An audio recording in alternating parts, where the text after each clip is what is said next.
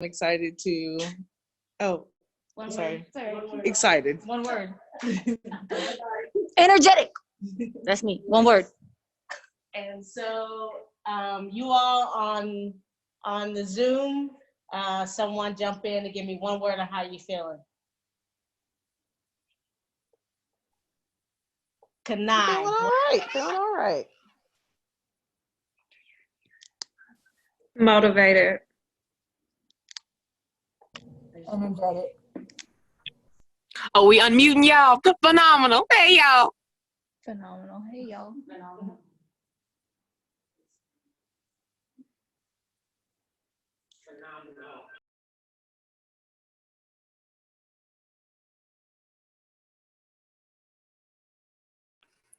Okay, awesome.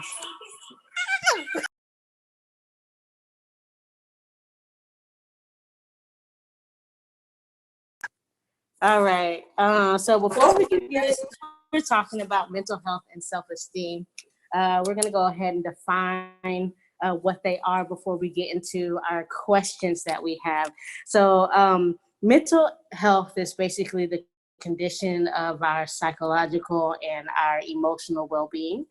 And self-esteem describes our self-worth, how we feel about ourselves. So what we have today is we have some questions that we ask staff and we ask students to send in for us.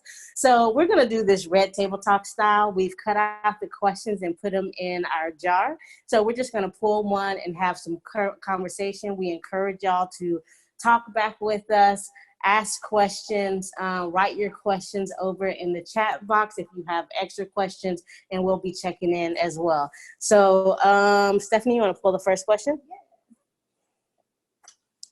So our first question, oh no, Jay, you ready? Our first question is, how can the world in its state now affect our mental health?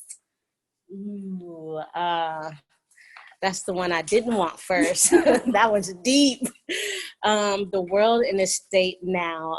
I'm assuming the person who asked this question is maybe referring to some of our current day situations. We have COVID-19. We have all of our police injustices. There was just the laws passed that prohibited, LGBTQ people from certain medical experiences and things like that. And all of those things can have a tremendous effect on our mental health.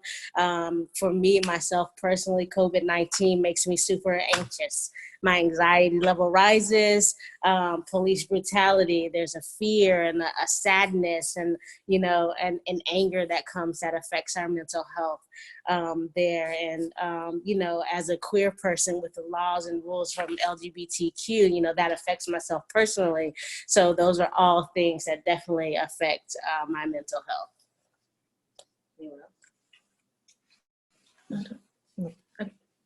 If anybody wants to speak on that. I think Boss pretty much nailed it. I think it just makes us anxious. I feel like we all have a different role that we play during these circumstances. Just like Boss mentioned a while back in a conversation we were having, her role might be different than mine, but we do all play a part with everything that's happening. And that is even in advocacy, and that's also checking in on each other and our friends with the anxiety, and we'll probably get more into that today, actually. I just wanted to say one more thing about all the things that are going on in the world and how it connects to our mental health. Social media, everything that's going on in the world. I know for myself and probably for my teammates up here, we see all that stuff on social media. So please, if it's affecting your mental health, unplug. Turn it off, log off Facebook, Instagram, all those things, and just take a break, for the sake of your mental health. All right. Next question. You gonna pull it and read.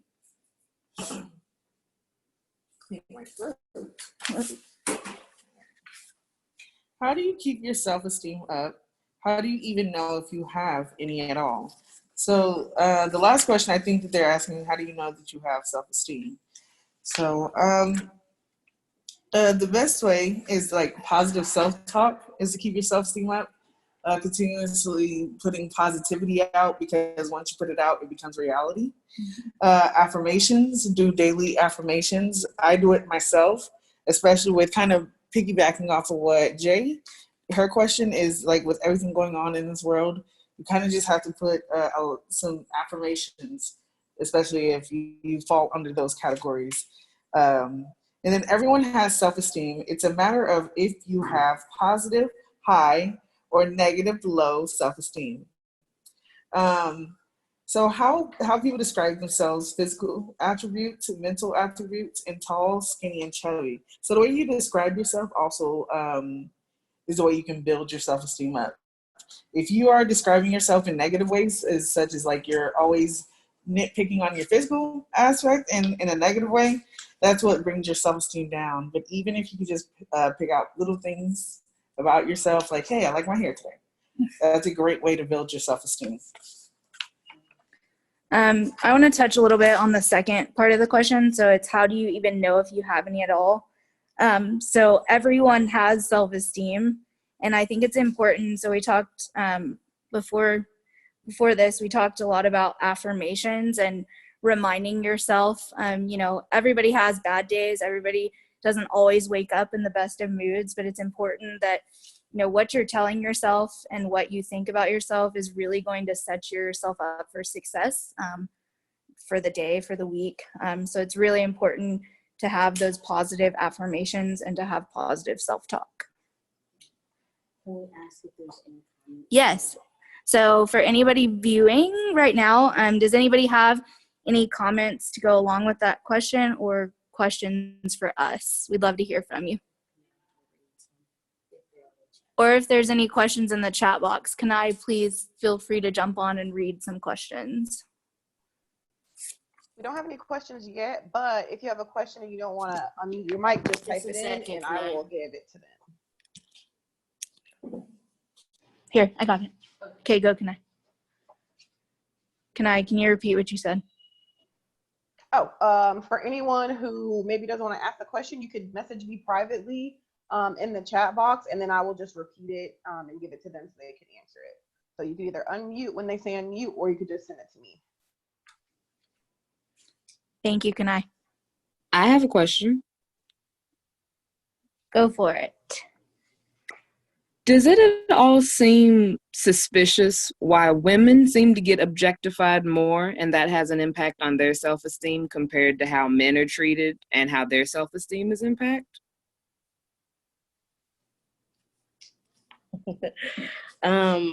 Definitely.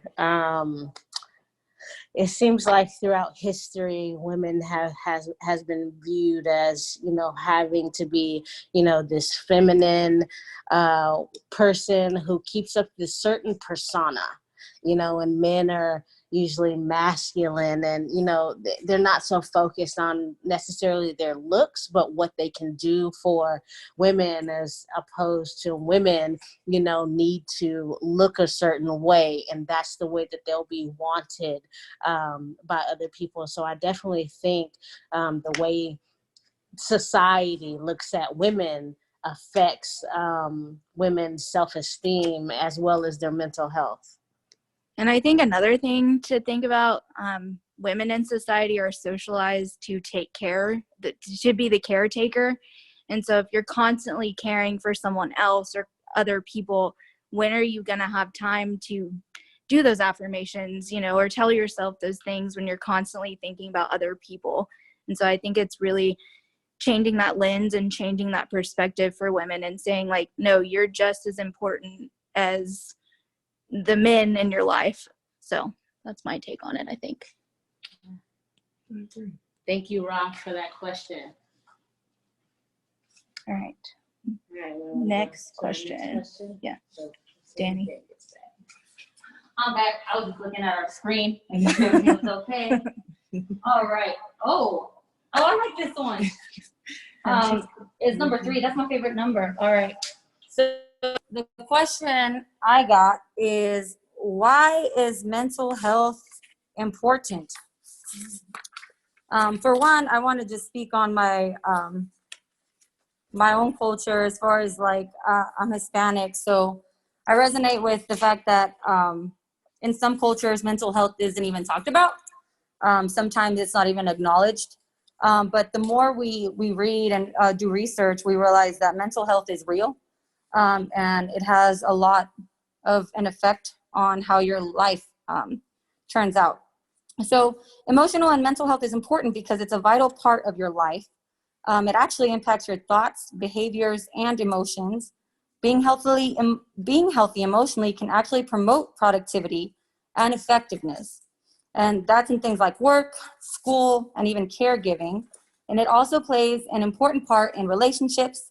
It allows you to be flexible, it allows you to adapt to changes in your life and cope with adversity. So personally, mental health is important because it shapes how you react to situations. It shapes how you physically react. Sometimes we get sweaty. Sometimes, we start shaking. Our heart rate goes up, and then that's how we react. Maybe we might react in anger. We might get sad. That also can dictate whether we want to do something that day or how focused we are on something that day. So personally, mental health is important because it does. I've seen it play out in my own life.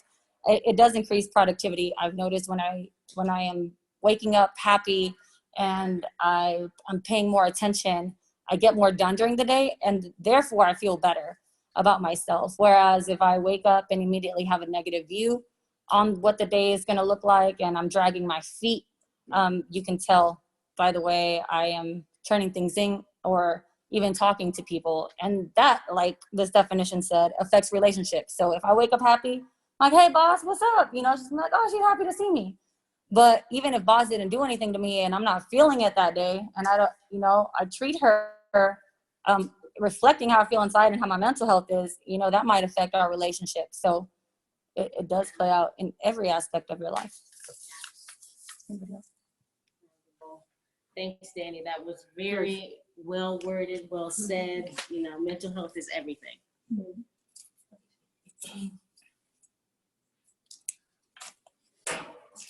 Okay, so this is question number 7 for us, which says, what are some different things that can affect your mental health? That's it. What are some things that can affect your mental health? So one thing, when we were actually having this conversation and putting together our answers and things and, talking about these questions before we talked about it with you all was, sometimes we forget that our genetics, hereditary things affect our mental health, as well as, a list of things, whether or not you're getting enough sleep, whether or not you're eating enough, whether or not you are, practicing some of those affirmations and positive self-talk and things like that. Like, there are a list of things that affect how, healthy our mental state is. Yeah, so I just wanted to add to it. We talked a little bit on this question, kind of like the stages of development and psychology and how that all kind of plays a role. And she talked about it being mental health or mental illness can be hereditary.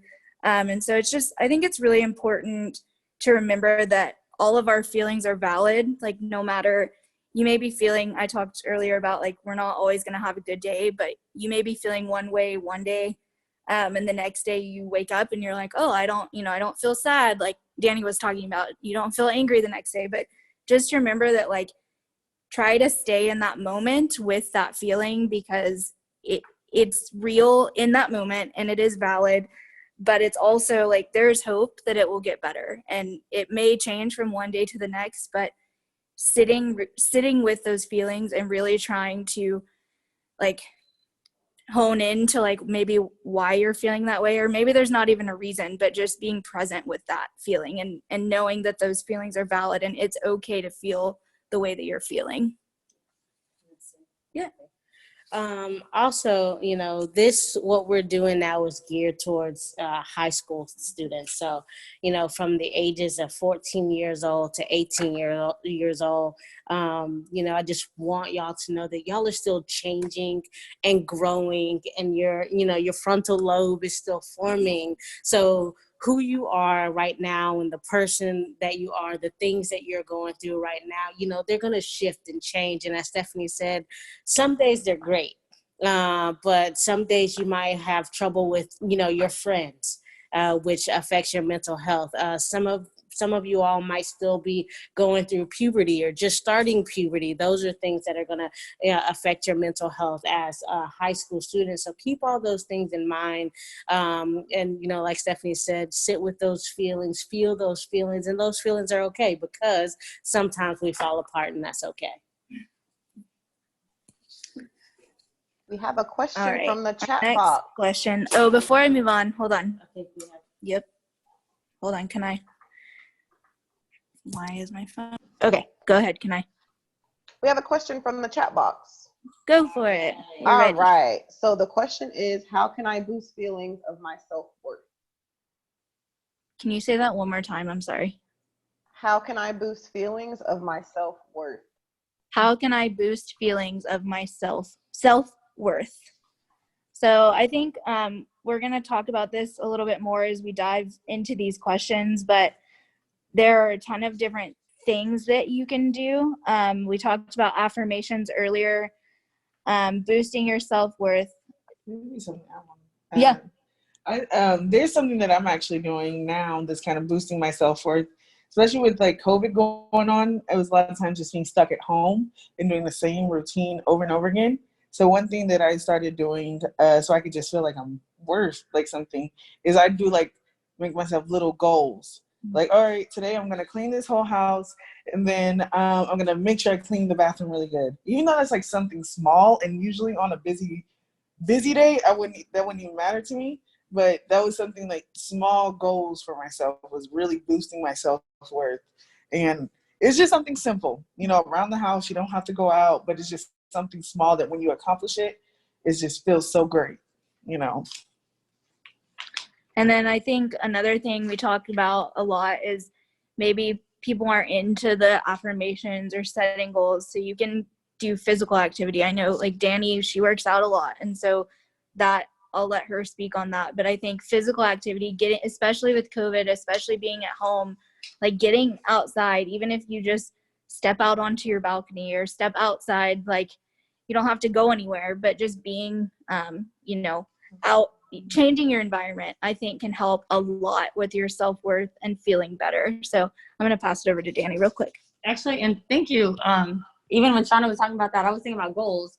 So I like to run a lot, and I just blast my music. And my goal is I just have an app, and is to get my time down. And no one else can do that but me. And when I see my time going down and how far I'm running, that like encourages me to keep doing that. And I'm like, I did that today. I did that. And even after I talk to my friends, they're like, what were you up to? I was like, I was running.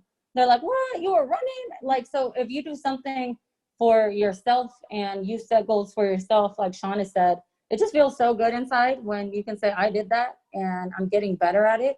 That can be anything from learning a language to reading to writing. And sometimes even like sharing that. I mean, even just, I think that's a common question when people ask you what you did today. You don't even have to ask your friends like to boost you. When people ask you what were you doing, and you say that, like that's a boost in itself. Like as whenever you say that out loud, that I was working on this for myself. So. Also, I wanted to mention a way to boost your self-worth is being mindful of your thoughts. Our reality, our day-to-day life is all shaped by our thoughts. And when we are thinking that we are not worthy, then that's what we're feeling. So I think it's important to, when you start off your day, I think Danny spoke about this on another question, start off your day with thoughts that are positive, that are uplifting. Instead of thinking I'm not worthy, think I am worthy. I am worth something, no matter what other people are thinking about you and things like that. Always think the best of yourself, because what you think about yourself is the most important. So there's something called like mindfulness practices that you can do in meditations, so that it become a habit. So even if you don't believe it, say it anyway, because eventually it'll become a habit and it'll be something that you will believe. So I'll just leave you with that. And Can I say one more thing? yes. I don't know if we can type this in the chat box, but I play Megan Trainor, Me Too. The song When I'm Not Feeling It, I play that song Me Too. And the lyrics say, if I was you, I'd want to be me too. And so when I'm not feeling it, I play that song and it gives me a boost. Yeah. All right, do we have any more questions in the chat box? None right now. Okay, then I will read the next question. So the next question is why is it sometimes difficult to talk about mental health in general or with peers? So when we were talking about this previously, I was very adamant and I talked about stigma, and basically the stigma about discussing mental health. And I think something that we really have to get away from as a society is thinking if we hear the words mental health that it's negative. So immediately if you hear the words mental health, you probably think depression, you think PTSD, you think mental illness. But when we're talking about our mental health, it is just the same as our physical health, except for you're taking care of your brain. So you work out, you drink water, you eat healthy, like all those things help you physically, but they also help you mentally, and it's all interconnected.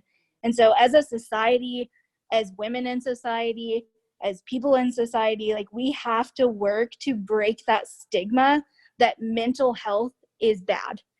It's not bad. Mental health is good. We need to have these conversations. You know, we need to acknowledge mental illness and we need to talk about those things as well. But I think there's a fear that people are going to say, oh, I suffer from anxiety, or I suffer from PTSD, or I suffer from depression. And Jay said, that must mean you're crazy, but also that there's this fear of judgment from your peers. So, oh, I got diagnosed with PTSD. I can't tell anyone because then they're going to think I'm crazy, or that I should be in a mental institute or something like that. And so there's this fear factor with it. And there's this fear that there's going to be this reaction from other people. And so we really have to get away from that. And then, like I said before, like we have to treat our mental health the same way we treat our physical health. Like when you break your leg, you go to a doctor. Like when you don't feel good, you go to a doctor. But when something's going on in your brain, you can't see it. So if you don't tell someone, if you don't talk about it, no one's going to know. So we've got to break that stigma. I'm going to pass it off so I don't get fired up about it. Excuse me. So another thing I want to add on to that, I think another thing that makes it so difficult is when you actually put it into the, when you actually say like, hey, okay, I'm bipolar, it becomes real. Or when you actually acknowledge like, okay, I don't feel well, but I haven't been feeling well for a month and I've been feeling really down. It's getting a little worse. It becomes real. So I think that's another thing why a lot of people do not really speak on mental health. And then also, Danny spoke about just being Jamaican in my culture. Anytime you say it, they're like, "Oh, you guys are crazy." So anytime you see that in your family, you're just like, "Oh, every person's crazy, like Jamaican," but it's not. It's habits that's in that culture. It's things that have not been talked about, but it's been like put as crazy and nothing that you need to look more into. Also, to add what they've said, it's difficult because sometimes we don't have the word or the language to describe what we're feeling. Sometimes the word sad isn't enough to describe the deep down depression that a person might feel. But, as a high school person, freshman in high school, new to these feelings, you just don't know where to start or what to say to even accurately describe, how you are feeling, how deep the hurt is that you might be feeling, or, this nervousness and you don't know where it's coming from. So, not having that language, or people who are just around you who normally talk about it, who've normalized it, as a conversation, and to ask, well, how are you doing? How is your mental health? So.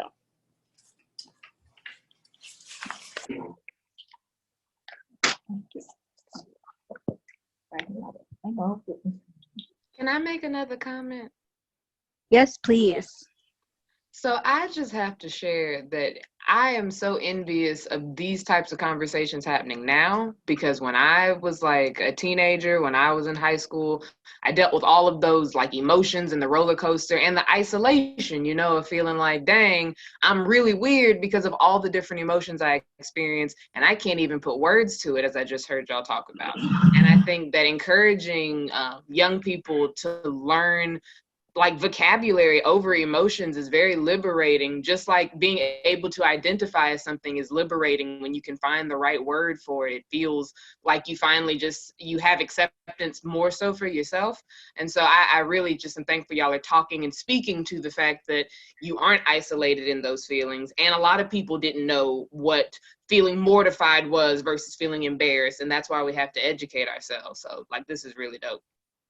Yeah, thank you. Thank you. Those feelings are all valid. It's real. I'm sure like we've all felt exactly what you've been saying. So thank you for saying that. All right. So the next question is, what is the difference between mental health and mental illness? When we talk about mental health, we're talking about our mental well-being, our emotions, our thoughts and feelings, our ability to solve problems and overcome difficulties, our social connections, and our understanding of the world around us. A mental illness is an illness that affects the way people think, feel, behave, or interact with others. There are many different mental illnesses, and they have different symptoms that impact people's lives in different ways. Oh, and okay, so sorry. I would like to touch on that because I did not know the difference between mental health and mental illness. It actually took me until I had my child to really realize what the differences are, because I didn't have mental illness. I wasn't suffering through mental illness. It was after I had my child. It was more depression. I didn't know that would happen to you. I didn't know that all of those things that I was feeling, because I thought after having a child, you should be just so happy. And that's not what I was feeling. And when the doctor actually, it was a Black woman that came and talked to me and really talked to me like, hey, like, this is what it is. And I was so happy that she broke it down to me, because I just didn't know what I was feeling. And I was like, oh, I don't want to say mental illness, kind of like what we were saying in our last question. And our last question is like, I didn't want to accept that was what it was, but it was just my situation that I was in at that time was making my mental health a little bit off balance. Thank you for sharing. Yeah, thank you, Shauna. And I think too, it goes back to the stigma of you can't talk about mental health without thinking about mental illness, and that's not true. If we, as people in society, if we would take better care of our mental health, then our likelihood of developing a mental illness is going to go down greatly. But if we don't know how to take care of our mental health, then those odds are, a lot less, or a lot more likely that we would possibly develop a mental illness. And also, I think, to go back to kind of like what Shauna said, is when I was in high school, I didn't know why people developed mental illnesses. And I think Jay talked about this. It's hereditary. You can have postpartum depression. So like Shauna was talking about, like after you have a baby, traumatic experiences can escalate to mental illnesses, so like PTSD and things like that. And so it's just knowing what can trigger mental illnesses and not being afraid of that, but it's being aware. It's that awareness that's going to almost like have a protective factor over it, right? So if I'm aware that this is in my family, then I'm going to talk to somebody about that and say, this person in my family suffered from this, and I really don't want to suffer the same way that they did. So talking about that and how can you create a better mental health for yourself. Oh, sorry. Here you go, man. Thank you. All right, next question. How is depression linked to memory loss? And this is actually a really interesting question, just because my grandpa had memory loss. But that was actually related to a mental illness. When we talk about depression, that is just mental health from my perspective. Am I saying that correctly? Gotta ask. It's a mental illness. But it's a mental, okay. Mental health can severely affect. Right. Depression. So, because there's also sometimes you will get chronic depression, and that is when it becomes a mental illness. And that's just reoccurring. And that also has a lot of science to do with it, which I didn't know, because again, my family, we don't speak about it, but there's actually imbalance of different chemicals that can cause it. So it's not your fault. And a lot of people think that chronic depression might be their fault, but it's not. And so that's what we have to remind ourselves when we talk about mental illness. But how depression is linked to memory loss. So scientifically, it can lead to brain fog. So maybe something start to become foggy, or you have short-term memory loss. And then you also may have disassociation. So that's a disruption or I can't even speak right now. Discontinuity. It's the mask, y'all. And normal integration of consciousness, memory, identity, emotion, perception, body representation, motor control. It is the mask, y'all. And behavior. So depression, it can start doing all that in your brain, and you start wondering, why can't I even remember maybe what's happening at work or where my keys are at? And these are all signs that not only occur with depression, but there are other signs of other mental illnesses as well. So sometimes we need to get extra help, because whenever we add other factors in there, that's what will determine and can help a physician decide what actually is going on in our brain.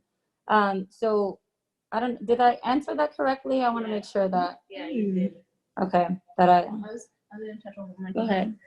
So Danny mentioned about a chemical imbalance, and that is what a mental illness is. It's a chemical imbalance in your brain.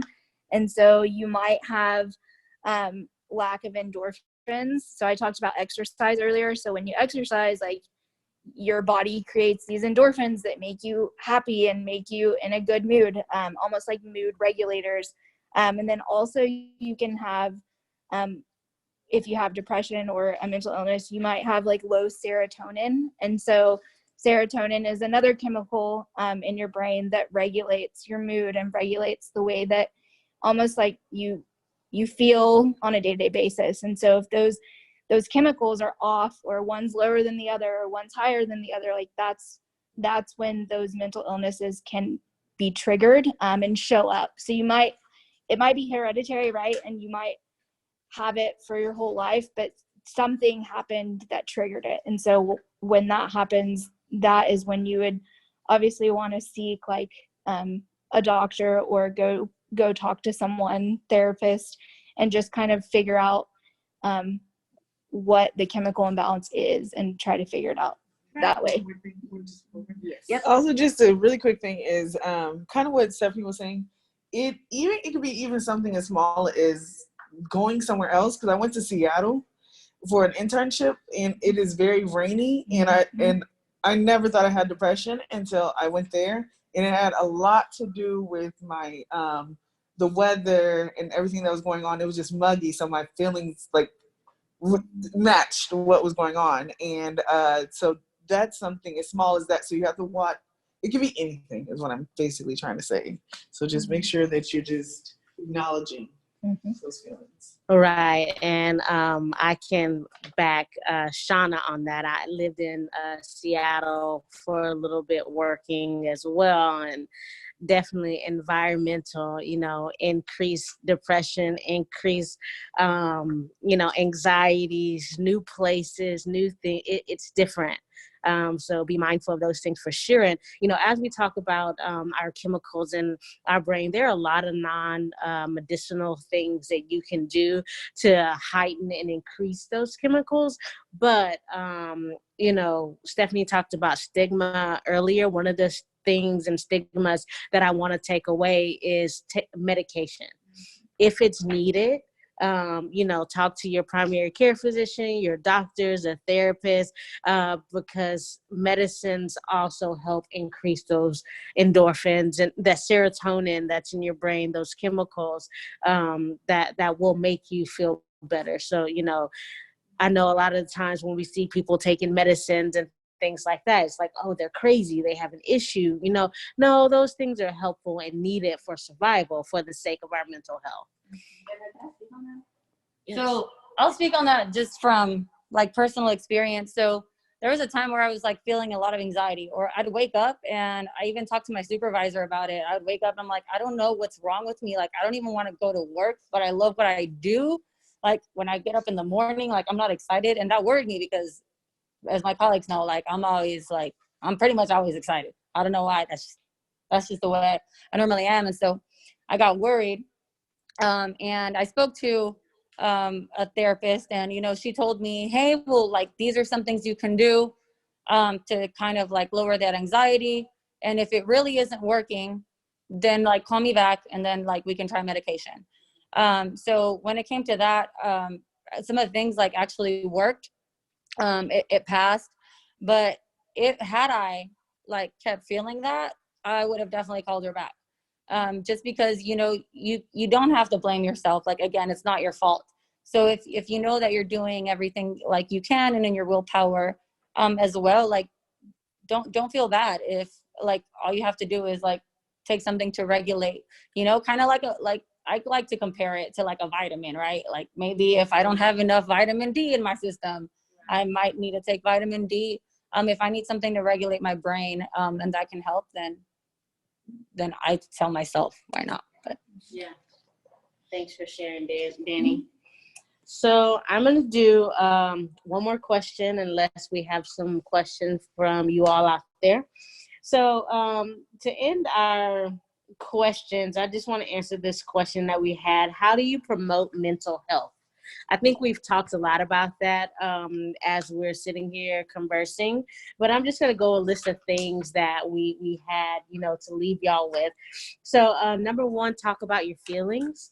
I know earlier we talked about not having the words. Even if you don't have the words, talk about your feelings, because sometimes it just is a weight lifted off your chest and your shoulders to just say what's bothering you, say what's been hurting you, upsetting you, or, things like that. Talk about your feelings.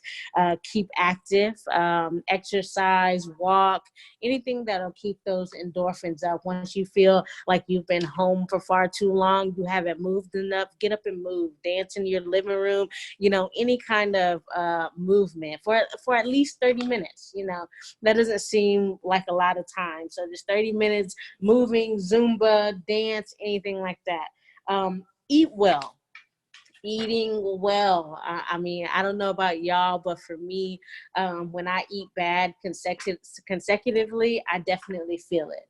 And then, as women, and we talk about women and their physical being and things like that, we eat bad, we gain a little weight, then we start to talk about ourselves. Oh, I need to lose this. I have a role here. I have, this, like that. So yes, practice positive self-talk, but also practice just eating well, getting the right nutrients in your body also help. Like Danny mentioned, some vitamin D. Your vitamins are vital to your mental health. Stay in touch. When we struggle with mental illness, or let me speak for myself. When I struggle with my mental illness, anxiety, and things like that, I have a tendency to isolate. I don't want to talk to anybody. I don't want to hang out. I just kind of want to sit in my feelings and, whatever. But that's not always the best thing, because there really are people who are there for you. You know, that they want to be there for you, but in order to be there for you, they have to know what's going on. So stay in touch. Get help, seek help, get advice, therapists, family, teachers, friends, anybody that can help you in your difficult time. Understand that getting help, talking about your problems isn't a sign of weakness. It's actually a sign of strength. It takes a strong person to reach out and say, hey, I need help. I am struggling. Take some time for you. Earlier, I mentioned taking a break from social media when things in the world are just too heavy. Take your time, some time to just be by yourself. Do what you love. Create if you love to create. Walk if you love to walk. You know, just take some time to do something that you like, love, and enjoy. And do things that you're good at. Danny's good at running, you know, at least I think Danny's good at running. So run, paint, write poetry, anything that you feel like you're good at, so that when you're done with that, you're able to say, man, I'm good at that. Be cocky. It's okay to be cocky, you know. Caring for others, you know, caring for others, for me anyway, brings a joy. It makes me feel good. And I see some head nods up here. It makes us feel good to do things for other people. And get enough sleep. Make sure you are getting enough sleep. 8 hours of sleep or not, 8 hours of sleep a night. That's kind of a tongue twister. Getting your sleep, it really affects your day, the next day and things like that. So those are some things that help to promote your mental health. Kanai, do we have any questions? We do have a question, or a comment better yet, asking, what is your favorite affirmation?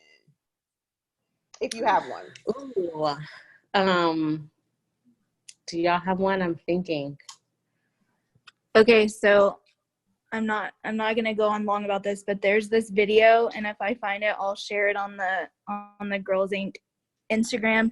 But it's a little girl, and she stands in front of the mirror, and she tells herself, like, I'm smart, I'm beautiful, I'm all of these things, and like she repeats it over and over and over. And when I first saw that video, I was like, oh, this is really cute. But then, like, as I've watched it multiple times, and like when you continuously watch that, like her joy and her happiness, I mean, she's like 2 or 3 years old, but like it radiates. And so like now I'm one of those people that like I wake up in the morning and like sometimes I'm like, like Danny was saying, I don't even want to go to work. I don't want to do anything I need to do. But like I look at myself in the mirror and I'm like, you are capable. Like you have a degree, you have this, like you can do this job. Like you are beautiful and wonderful and smart. And so I think like for me, just telling myself in the mirror in the morning or when I'm feeling down, like those are my affirmations, like that I'm capable. That's my biggest one. I'm capable. Okay. I think mine is you are worthy, because in a lot of aspects of my life, being a Black woman, I am told that I'm not worthy. So telling myself and looking myself in the mirror every morning, every evening, or when I feel down, and being told that it boosts me up, and I need to hear that for myself. I think my favorite one is I am authentic. I tell myself I am authentic. There is no one else like me in my friend group, in my family, at work. And I think putting all those together, I am authentic and I bring something to the table that is like my own experience. So We have one from the chat box that says, I got this. You got You this. have to remember, we got this. Does anybody want to share their affirmations that's on the call? You don't have to if you don't want to. We haven't heard Jay. Oh, my bad. Man, I don't think I have a favorite one, but as they were talking and I was sitting trying to think of like an affirmation, I thought of I am that I am. And that for me just means like every morning when I wake up, I am the person who I'm supposed to be in this moment today. I am that I am, and tomorrow, 5 years from now, I might change and be a different person, but in that moment, I'll still be who I'm supposed to be in that moment. So, yeah, that's what I was going to introduce. So, I'm sorry. So we have some in the chat box. Oh, some go more for it. information. All right, so we have the I got this. Someone else said you can do it, and then another one is I am somebody. Yes. Those are awesome. Thanks for sharing, everyone. So to wrap this up, we want to not leave without providing resources. We know sometimes when you're feeling alone or you're feeling down, or Jay hit the nail on the head when they talked about not knowing what to say. So Kanai has actually shared her screen, and there are some mental health resources there that we're going to try to put in the chat box, but if not, we'll for sure post it in the link on Instagram, and we will post it in the link on YouTube as well. So please use those resources. The four of us up here, we are a resource. Reach out to us. If Kanai doesn't mind, can you type our emails in the chat box, like all 5 of our emails? We are here, we are an ally to each of you. We're here to help. We're here to listen. We're here to answer questions. This is a conversation starter today, and it's got to start somewhere. And so we want to continue this with y'all as we learn more about mental health and things of that. So the resources are up on the screen. If you have questions right now, we have about 5 minutes left. So please, if you have questions, comments, do that. And then also for attendance, please private message Kanai that you were there to watch this. So thank you everyone for being here, and we'll stay on for about 5 more minutes.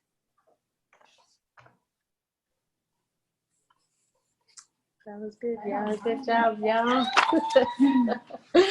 That was awesome.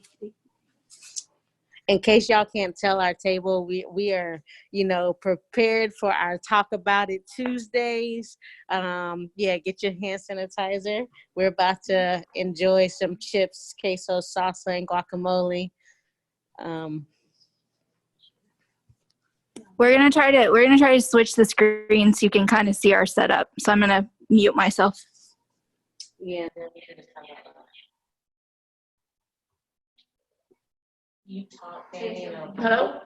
Woo! Can you hear me? Uh-huh. Oh, here we go. Yeah. Very nice. But we're not up there. That's okay. Can you hear me now? Yeah. It's just when you're further, it kind of echoes, but Okay. it's good. I'm all in the screen. Hello? We're trying to make our screen bigger on there. So this is what y'all decided, huh? That y'all was gonna eat without. There you go. Yes. So do you pin video? I think so. What did I click? I clicked spotlight video, so y'all are the spotlight.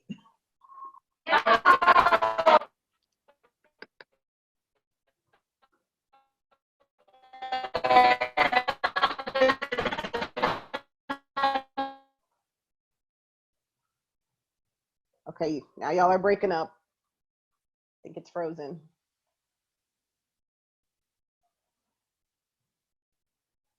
Let me unspotlight. Let's see what that does.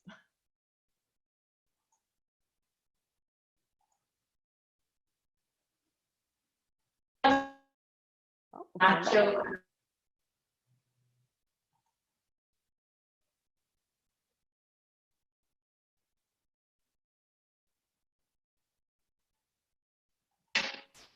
I think we're still good. It's not your ordinary Sunday. It's Talk About It Summer, not Sundays. I'm sorry, I don't want to be here on Sunday, y'all. Not your ordinary summer. Talk About It Tuesdays. We will be here next week. With a special guest. Yes, with the special guest next week to talk about financial literacy. Mo money, mo tacos. Yes, Mo money, mo tacos. Make sure you join us next week in our Talk About It Tuesday session. Thanks for joining. Thanks. Bye. Bye, y'all.